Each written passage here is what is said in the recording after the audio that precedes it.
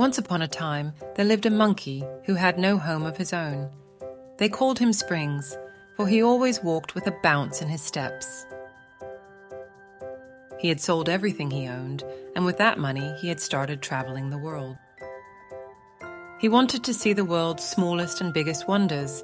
He traveled from village to village, town to town,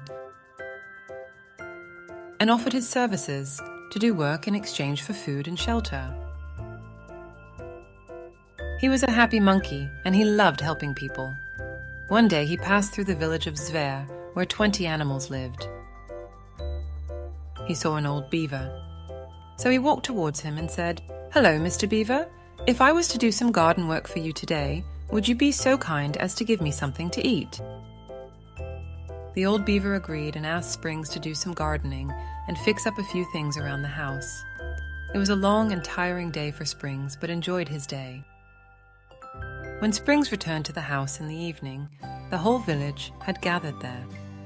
There was a lot of food put out on the large wooden table, and everybody was celebrating as though a hero had come to their small village. They all had a great time that night. It was like a big party. There was dancing and lots of food, and Springs really enjoyed his evening. The following morning, when Springs was ready to leave, the old beaver approached Springs with tears in his eyes and said, "Thank you for joining us for dinner.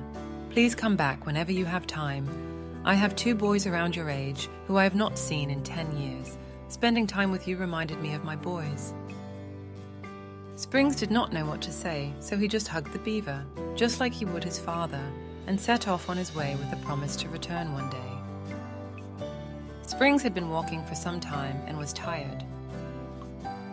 He saw 2 highway robbers who pushed him down and took his bag away.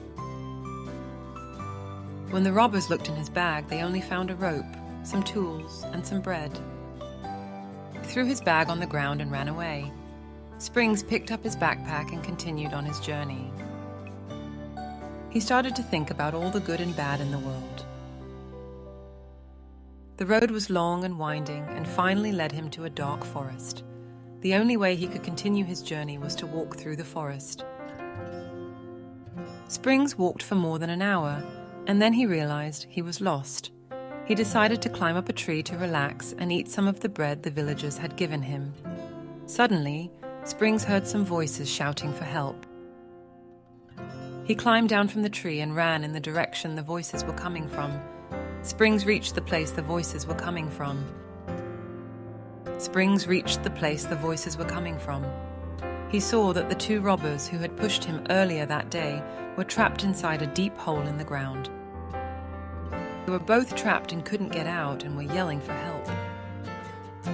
Springs quickly reached into his backpack and grabbed the rope that was inside. He tied one end of the rope to a tree and threw the other end inside the hole. The robbers both quickly climbed up the rope to safety. The robbers were amazed that Springs had saved them. One robber asked, "Why did you help us? We pushed you and tried to rob you earlier." Springs replied, "There are good people and bad people in this world. The good people do good things and bad people do bad things. I have decided to be one of the good people." The 2 robbers were amazed by Springs' reply. Springs told the robbers, "I have traveled far and wide, seen happiness as well as sorrow. I have met all kinds of people, good, bad, old, and young. I have experienced all sorts of bad things, but I have always tried to do only good things."